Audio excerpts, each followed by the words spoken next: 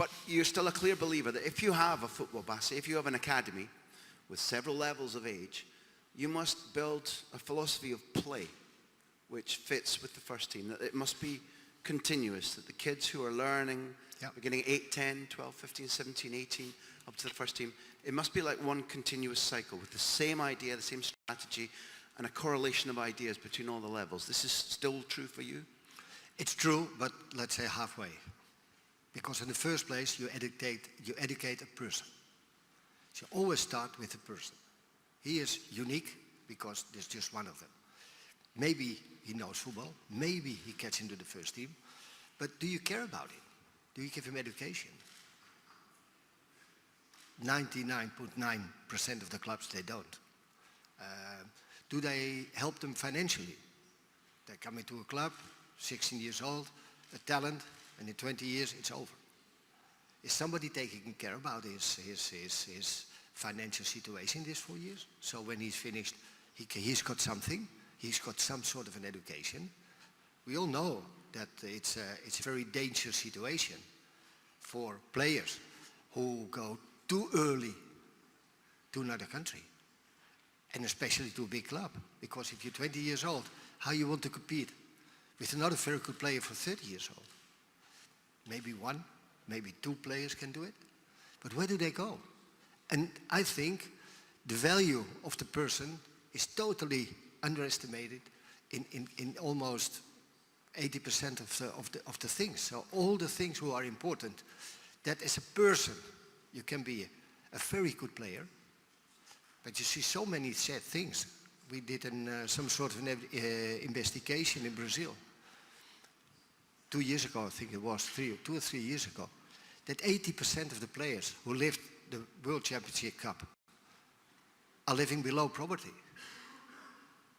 That's the truth, not the one who earns a lot of money. That's the truth. So you see, wherever you go, you see these problems, and you should solve these problems.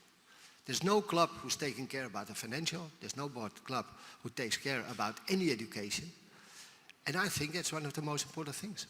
So you would have been a supporter of our colleague from Zenit St. Petersburg yesterday, who on this stage said that as they're building their academy, their number one goal is that anybody comes through that academy, whether they succeed as a first team player or not, goes out of the academy as a better, more rounded, more educated person, able to do well in society. You would back that objective as part of Zenit's academy?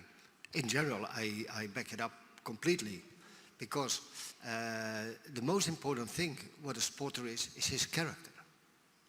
Football player or whatsoever. So he's got this character, he's got this quality. So he can be used in all kinds of senses in the club. And that's a unique thing of a sportsman, is his character. And if you played on a high level, you've got so much experiences that almost, well, I don't know anybody who has got on high level in a normal life has had these sort of experiences. If you just take one simple example, is that you play in a field, sometimes 100,000 people applaud, and sometimes they whistle.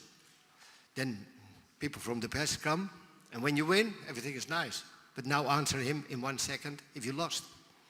I mean, these are all qualities. And all these qualities, I think, makes you a better person, or a person more complete. Let's try to be specific. In that manner of trying to build a person's character when they're young, to be able to cope with the difficulties that face them, what are some of the specific advices you would give to coaches in this room who are bringing guys and girls of talent, 14, 15, 16?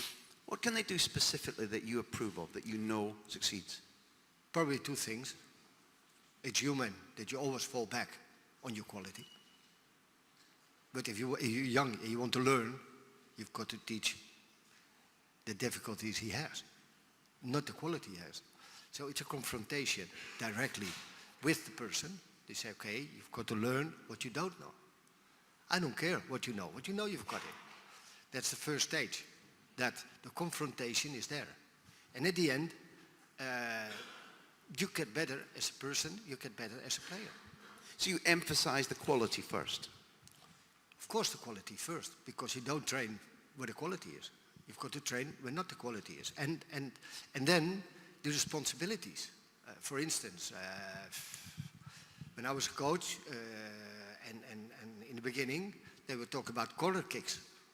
So they said, "Coach, what do we have to do?" I said, "I don't care, as long as it doesn't go in. Your problem is it doesn't go in. If you go in too quick, too many times, you go out and put another one. So don't ask me how to defend. You have to defend. I don't know if you like to get out of the goal or get into the goal. I mean, it's up to you. And if you want to discuss it, take the second coach, take the second goalkeeper. And if you want my opinion, I'll give you my opinion. But don't do what I say. Do what you want to do." And that's the same thing with all the free kicks they take. I mean, there are 100,000 people. I've got to, from the side, I've got to shout what they've got to do. I can't make these decisions. I don't know who's feeling well, who doesn't feel well in the team at a certain moment.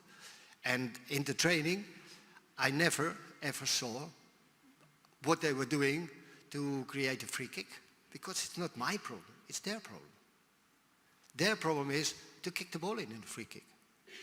And then I had a question last time when we scored with Barcelona the first Champions League or the European Cup, where Koeman shot the ball in. He said, "Well, how did you organize it?" I said, "I didn't know what they were going to do.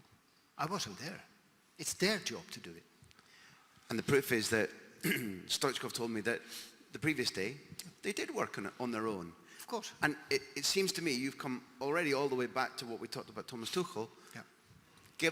Rather than giving the players all the solutions, giving them everything, throw some of the responsibility to them, right? They play, it's their responsibility. Of course, at the end, I'm responsible for the people who are there.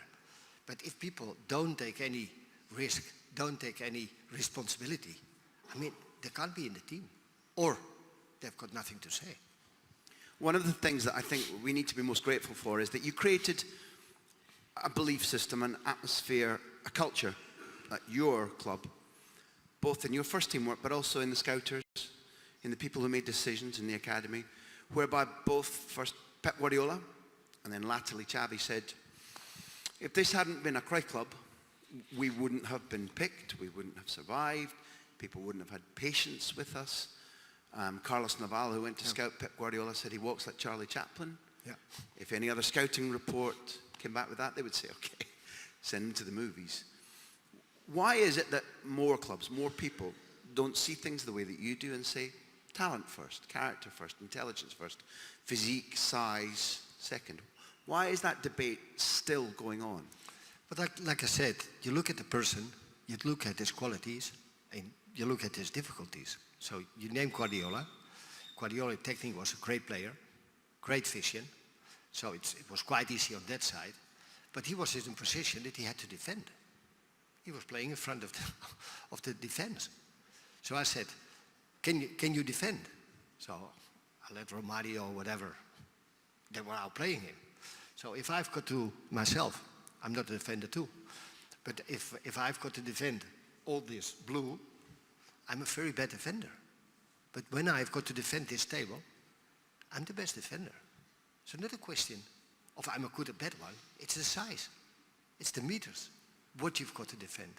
So I said to Guardiola, football-wise, offensive life, you're better than anybody.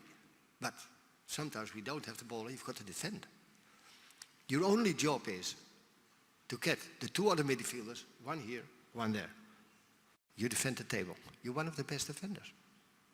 So it's not a question of hitting somebody or getting the ball or whatever, what we were talking about before with the defenders. No, it's the spot you've got to defend. So your only problem is not defending, is to get the two players here.